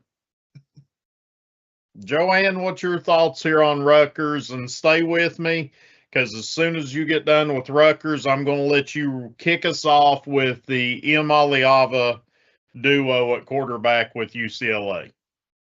I actually have exactly what French said. 4-8, losing to UMass, Boston College, Howard, and Northwestern. Smart woman. Oh, no, Northwestern, no faith. I got them at 3-9, UMass, BC, and Howard. BC, I could see. I just went BC and the ACC to win it, so I had to look back. Okay. So, Joanne, give me your thoughts on Nico, Madden, Imaliava, and this UCLA bunch. Well, I always say that UCLA takes Tennessee's trash. So if that tells you how I feel about them. And unfortunately, I have them a little higher than I would like to. If I had to choose, I want them to go 0-12, obviously. But I have them at 5-7. And their losses are going to be to Maryland, Oregon, Wisconsin, and I think Michigan State is going to pull an upset. Illinois, Michigan, and USC. I like that pick a lot. That's where I have them sitting. That's 5-7. But again, if I had to choose, I would do 0-12.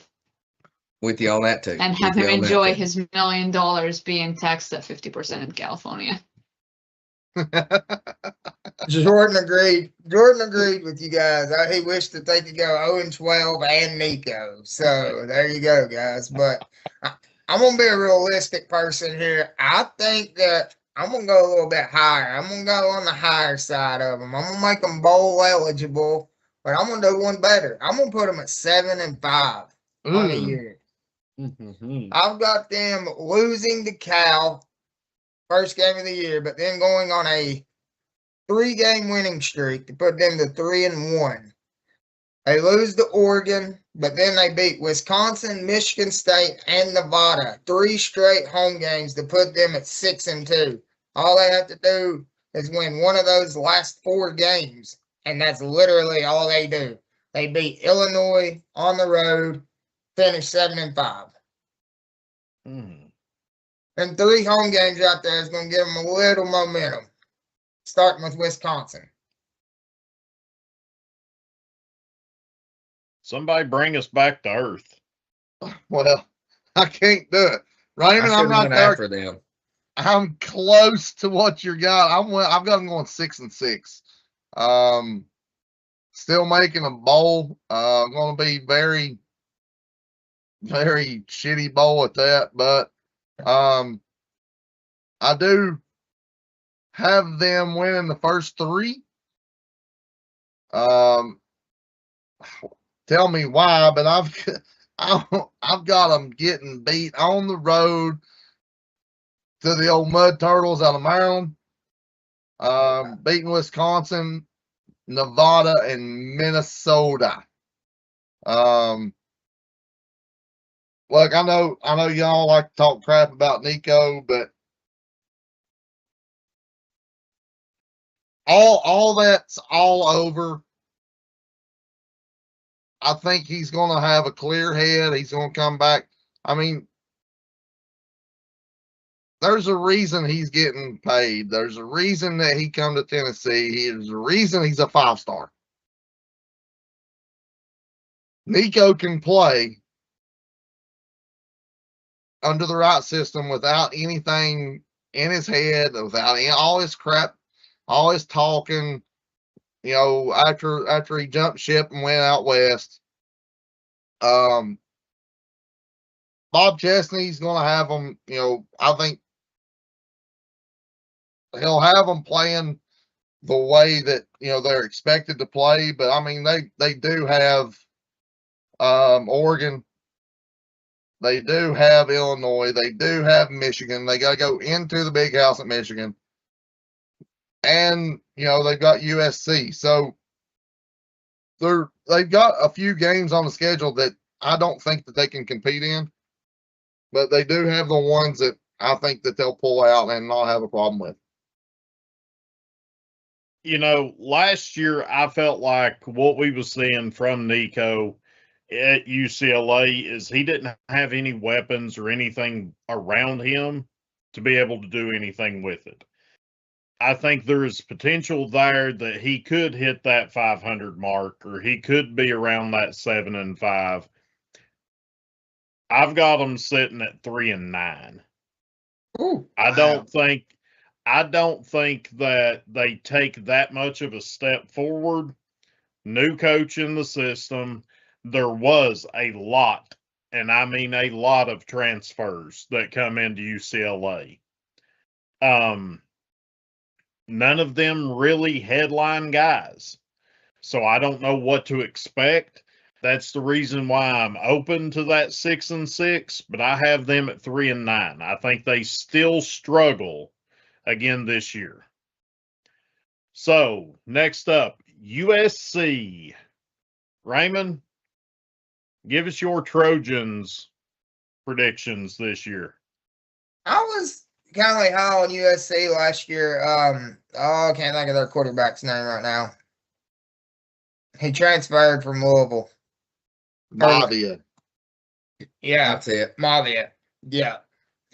I was big on them. They ended up finishing the season 9-4 overall last year with the bowl game 7-2 in the Big Ten.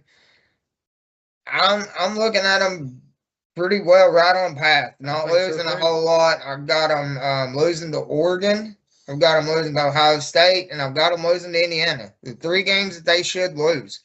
Other than that, give me at USC doing what they're supposed to. 9-3, pulling in a solid bowl game again. Yeah, I think Lincoln Riley will have them ready to roll there. I truly do. So 9-3 overall. I think that's a good pick. That's where I have them sitting at too. I like the transfer in at quarterback. They've got a lot of returners. Ohio State, Indiana. What was your other loss, Raymond? I've got Ohio State, Indiana, and Oregon. I'm kind of right there. I think all those, if they could trip up Indiana somehow or another and get steal one there, I think that's their closest shot to stealing one of those games. It's been a way. I don't see them. I don't either.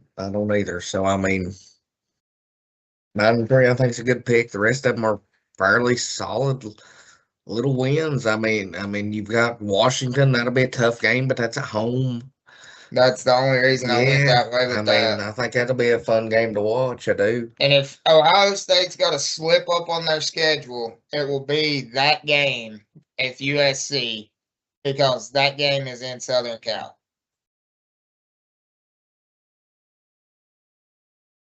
I've got him sitting at 8-4. Of course, I do have him getting beat on the road in Penn State. That's probably going to be a night game. It's probably going to be the whiteout game. It'll be a tough one. I bet so too. It'll be a tough game for sure. So Lincoln Riley, he does have Mavia coming back. He does have King Miller coming back. You've got let's see, what class is he in? He did get a transfer in on the defensive side of the football. Safety from Notre Dame, son of one of the toughest defensive players to ever play in the NFL, and Brian Urlacher. You got Kennedy Urlacher transferred in from Notre Dame, going to be back there playing safety. So that's going to help him.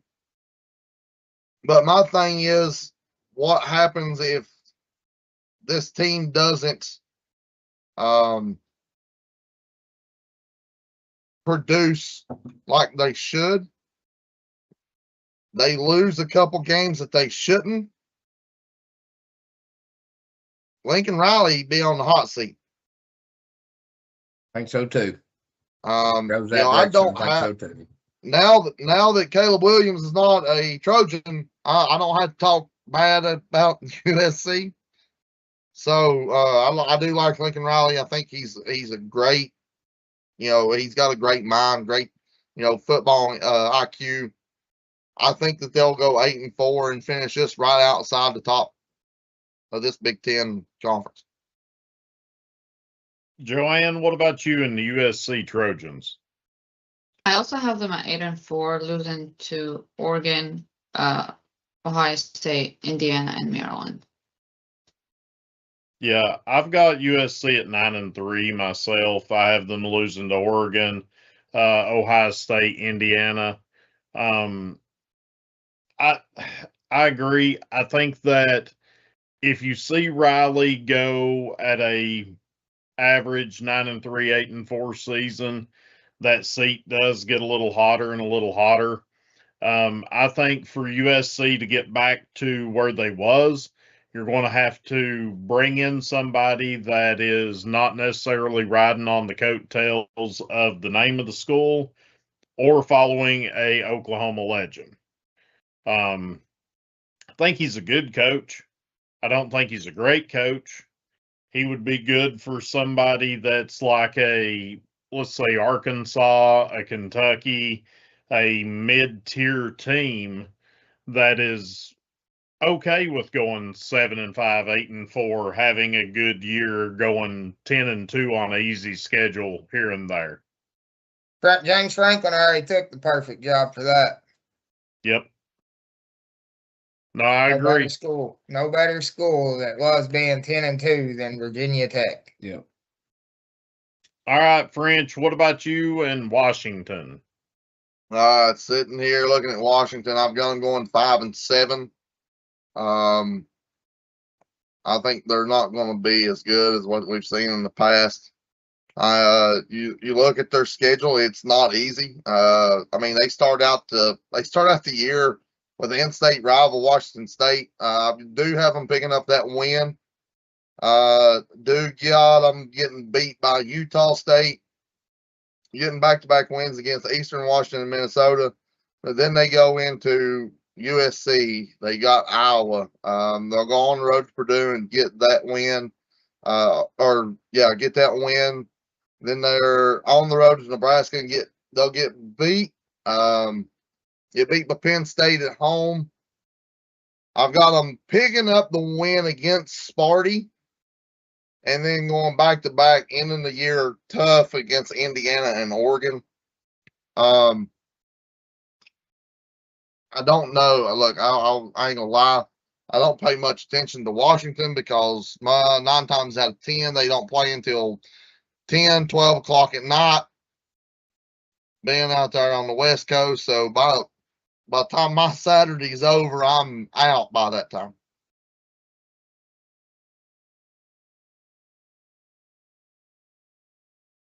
Yeah. French, I'm gonna go a little opposite of you. Nothing new there. It seems like me and you are always on the opposite end of the spectrum. But I've got Washington not falling too far from grace right here. I've got them sticking at 8-4, but I do like that Washington State, Utah State 1-2. I thought hard about both of those games. Yeah. I think those games could drop them to 6-6 easily. But for the time being, I've got them 8-4. They do have a tough schedule. Washington State, Utah State are no easy slouches. You got Iowa sitting here. You got Penn State, Michigan State, Indiana, and Oregon to finish off your schedule. So first two, last four, man, is gone. So I could very easily see them being a 6-6, 5-7. But for the time being, I will say 8-4. And then Joanne, what do you got with the Huskies there?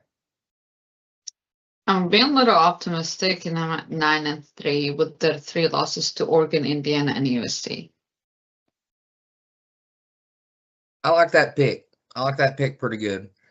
I have them with Raymond at 8-4, but there is a couple of those games. One of those games in particular, I could easily sell myself on a 9-3 for them, but I don't like them going. I think they'll do a 7-win. I think it'll be an 8 or a 9-win season. I don't think they fall far from grace there, guys. Don't either. I've got them at 9-3.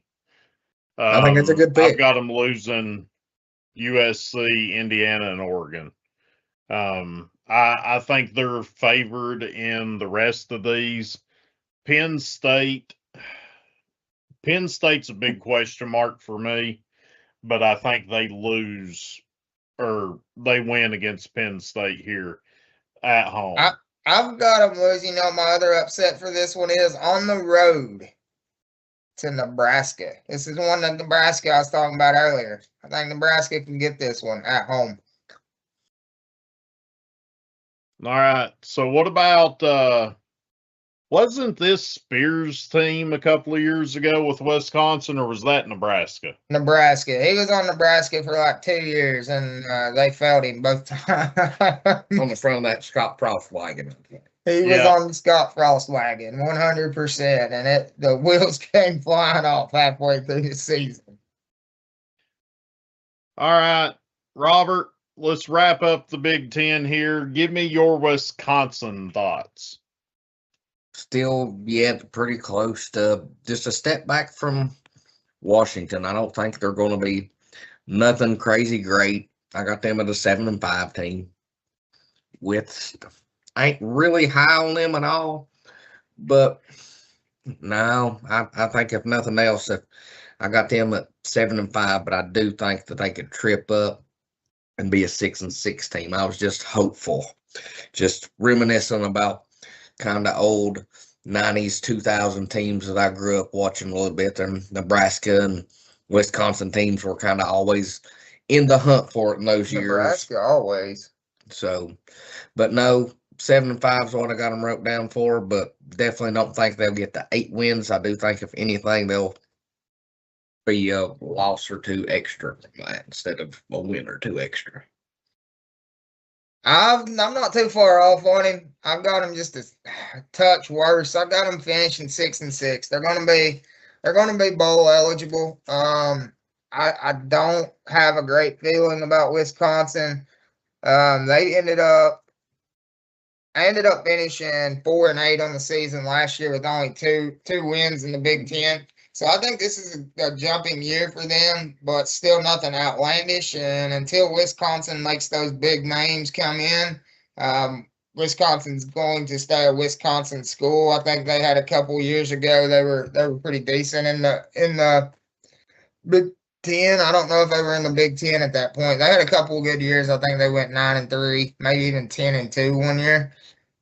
That's long gone. And until they bring in the bigger playmakers and start paying some of that moolah, we're not going to see that out of Wisconsin. And 6-6. Joanne, where you have Wisconsin and the Badgers? I also have them at 6-6, losing to Notre Dame, Penn State, Michigan State, USC, Maryland, and Iowa. French, wrap us up here.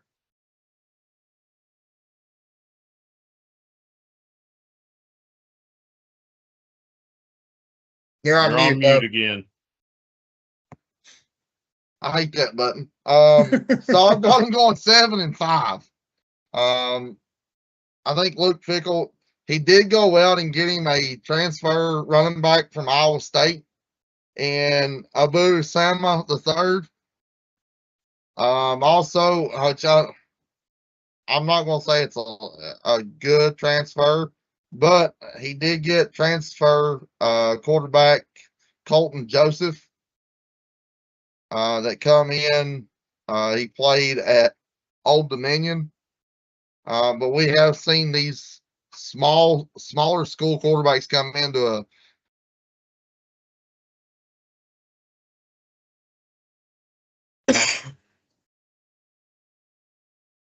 French froze up on us there. Philly gets unfroze. I've got Wisconsin at 7-5. I have them losing to Iowa, USC, Michigan State, Penn State, Notre Dame. I think they're just kind of middle of the road here. So, well, until French gets back, that wraps up the Big Ten, the records, kind of our overview on everything. I'm going to turn it over to Joanne here. You being a Tennessee fan, I know that you've talked a lot about Tennessee football. Robert and I also are Tennessee fans. A lot of our chat is Tennessee fans, or they are an extreme Tennessee haters. And Raymond will have comments at the end of the day. But give us your preview and thoughts of what you think Tennessee will do this year and kind of your outcome of the SEC. So it is not Tennessee's year, right? We're not gonna go to the Natty, we're not going to the SEC championship. We do have a shot at making it to the CFP, is my guess. I think we're gonna, like, our floor is 8-4, our ceiling is 10-2. I'm hoping that we at least just don't go 9-3, because I've said it a million times, I hate being borderline. Like, give me either 8-4, I know we're not in the CFP, or give me 10-2, guaranteed spot. But we're probably going to be a first round exit if we do make it to the CFP, which is unfortunate, and I hate saying that. But at the same time, I don't think we're in a bad quarterback situation. A lot of people tend to say, like, oh, Tennessee need to figure out their quarterback situation. So many teams are in the same state where they have two people competing for the position. We just have not decided. So I'm not too worried there. However, because the two we have don't have as much experience, it's a 50-50. And each one of them, like, they're really good. Each one of them have, like, good skills, but they just don't have the experience. And, like, you won't know how they're going to do until we start playing. So I think right now we're in such a spot that we just don't know. It could really go either way. But I'm being extra hopeful and optimistic about Tennessee this year. So I would say, like, their final record will be 9-3. But again, I hate that record. Overall for SEC, I think Georgia is going to do well, which I hate saying that because I am a professional Georgia hater.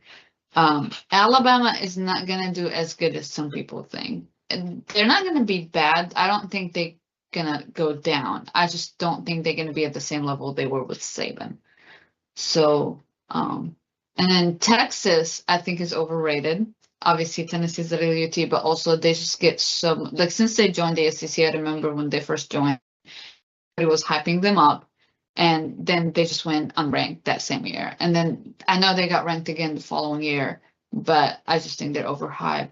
And then even Arch Manning, no hate toward the guy, but I think just because of his last name, he gets the media coverage, and he's also overrated.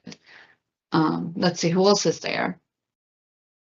if I had to like predict who's gonna be in the SEC championship, Georgia is a definite. I just don't know who else would be in there. I feel like at this point, SEC is equally good and equally bad. Obviously, not taking into consideration Kentucky and Vanderbilt and the people at the bottom. Just talking about the star teams. Yeah. Good take. Good take. Good take. I like that. I like that.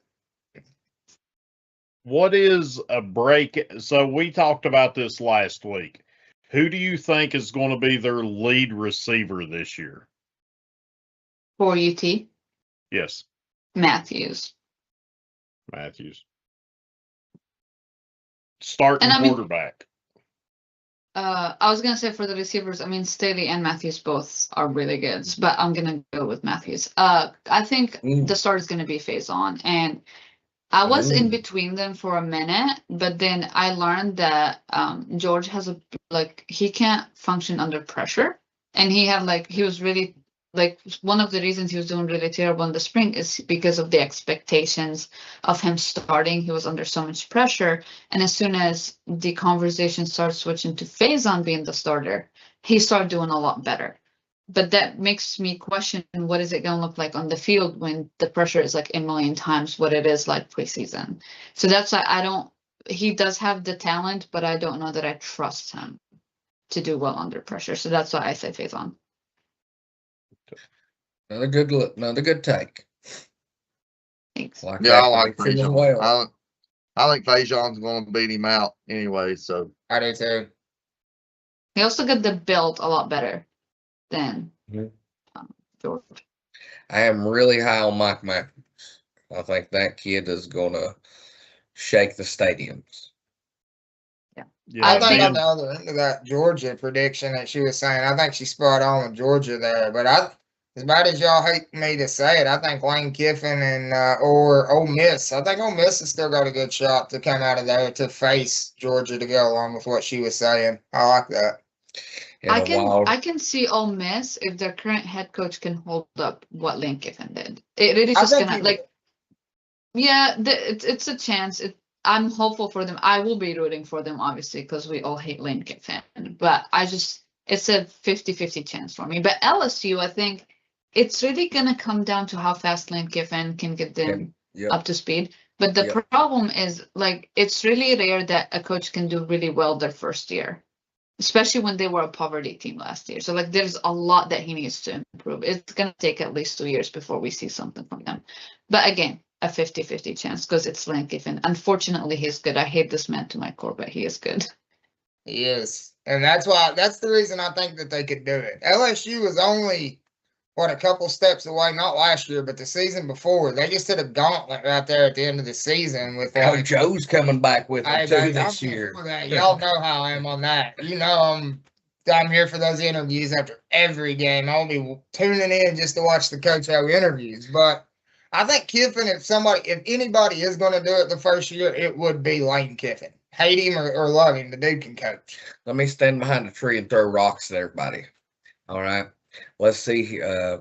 You can hit on some good teams here and some potential versus opponents for Georgia. But say everybody just keeps fighting each other pretty hard, and there's a random loss here that you didn't expect and a random win there that you didn't expect. And then here comes them Oklahoma Sooners sliding right in there. Possibly. That's a possibility. I mean, I ain't saying they are at all, but that's probably my dark horse SEC, my kind of out there bold type of prediction, I guess. I think my dark horse would be Texas. Because I think if Arch can get it going early in the season and they're already expected though, kind of. You know what I mean? Exactly. That's what I'm like. They're already overhyped. Okay. I don't think you call it a dark horse. See, I would put them, for me, I would put them finishing 4th at least, maybe 5th in the SEC. What the rankings come out for them nationally? Who? I haven't looked at any polls yet. I seen that the other day. Who did you have 4th or 5th, Raymond? He was talking about Texas. Yeah. Right now. I've got Georgia running the tables. I think that's good. Now when we talked about this last week, I did take these 4 teams at their ceiling, and that was Texas, Tennessee, Oklahoma, and LSU all at 10-2. I don't see Texas 10-2, but I mean that's why I say they're a dark horse. I'm not saying a dark horse probably for everybody, but for me, I think they would be because I think they're finishing at least 4th in the SEC, at least. I would Yeah, say they do have a difficult schedule. I'll give them that. But really, for me, I know for a fact Georgia's going to be number 1, and my prediction to them is 11-1, which it hurts my heart just because I hate that team. But you know, they're one of the best teams right now in the SEC. yeah, I'm kicking myself for putting Tennessee at 10-2 because I will be the first guy to go, no, we're going 7-5. That's the best we're going to do. Done the rankings, done all this, and last week I rolled it out 10-2 for Tennessee, and I think that's being very optimistic. Coming from the guy that never picks them in big games during the regular season, I do and put money on them and lose every freaking time. Raymond, he said that last week and said 10-2. I about fell out of my chair. I mean, Well, let me tell you why I think it's a I picked 9-3. possibility. I picked 9-3. I did. I picked 9-3. Yeah, I'm like more 9-3. I want them to go 10-2, Yeah. but I mean, our schedule overall is more difficult than last year, Yeah. even though we don't have Georgia anymore. Or But Florida. like we have Texas, and I don't think Texas is in our home. It's gonna be tough because we don't do well at home, at least not as of last year. But we went We got a proven 8-4. defense yet at all. That's a big Yeah, question mark for Tennessee and 10-2. Yeah, we don't have the depth, especially with our most recent injury with Farouk, I think is his name. That Yes. really screwed us over. That like because I wasn't Big worried about time. our defense. Like I'm not. I think it really what it's gonna come down to is how fast our defensive players can learn the playbook. But now with that injury, now I'm a little worried. But I forgot what I was going. Oh, what I was gonna say is I'm a little hopeful because last year we were in a way worse situation than we are this year. Like, you know, Nico went out in April. We didn't have a quarterback. Joey came in May, and he had only 3 months to learn the playbook and for Heupel to, you know, train him. So, and unfortunately, I don't think we took enough advantage of him. But again, because we didn't have enough time to work with him. But also our defense was all injured. So that really made us go from like, I think the year prior, we were like number 1 defense in the nation. And we dropped down really low. So we were in a way worse situation last year than we are this year. So that's why I'm like, we do have a difficult schedule. So that kind of, you know, doesn't make me as hopeful. But I also think if we went 8-4 last year with how terrible we were, I think we'll be fine this year. But again, Well, it's not our year, so no ICC or national championship for us.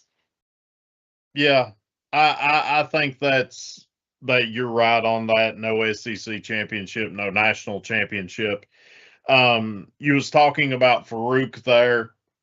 We did get a transfer. I've not looked into this. I'm not sure how this happened, but we got a transfer that come in August from Saw that. Tennessee Tech. Monty Hunt come in. I think that he's going to slide in and be a candidate to fill that role for Farouk this year. But that's what scares me is we are less than 2 weeks away from our first game. And it really just like how fast can we get him up to speed is my question. Yeah. I mean, I just got to say one thing about Tennessee football. No offense. But there's one guy from our hometown that will be playing for the University of Tennessee this year. So shout out to him. That is awesome from Greenville High. Yep. So shout out to him. Go do big things, young man. Like that's awesome. I will say And we have good players this year. I'm really looking forward to Bishop. I want to see what he does this year. He's my GOAT. And I mean, running back is my favorite position, but also just Bishop. He was a walk-on last year and he killed it. And I can't imagine what he'll do this year. It shocked me that he wasn't on the list. out of the 60 players, he was not on the list for the Doak Walker Award.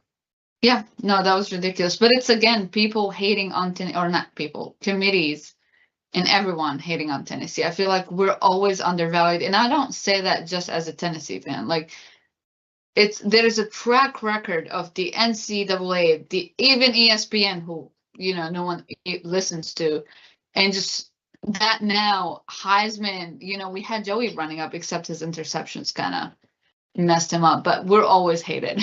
We're always out. We're always being attacked. It is what it is. All right. Does anybody have anything before we head out tonight? Yeah, Jordan can kiss my hind end. Yeah, I'm seeing him and Gwen go back and forth. Yeah, Gwen, I need you to jump in there. Tell Joe, get on a go give for us. Penn State's my dark horse. USC. I'm going USC is my dark horse. That's another good little pick too for a dark horse. Oregon's taking it. Oregon's going to take it all. I would be okay with that, honestly. I don't see that happening. I'll go with Go Spartans. There you go, Raymond. Now he's got him another team. There we go, French. When they start winning, running the table, I've always been Michigan. I've always sort of liked Michigan State a little bit deep down. He'll find in the hat somewhere, and then we'll hear, that's the only hat fit my head. Well, I've always been a Miami fan. We love you, Bunny. All right, Joanne, I appreciate it for you joining us tonight. Guys, as always, glad to have you on. And next week, we will jump into all of the teams previewing leading up to the start of the season, all of the non-Power 4 conferences. And great show, guys. See you next week. Previewing week 0 as well. Yes. Double up. Let's go. That means football will be back next week when we record. We will be a couple of days out. Yep. Right around the corner. All right. That sounds like 6, presented by Depot Street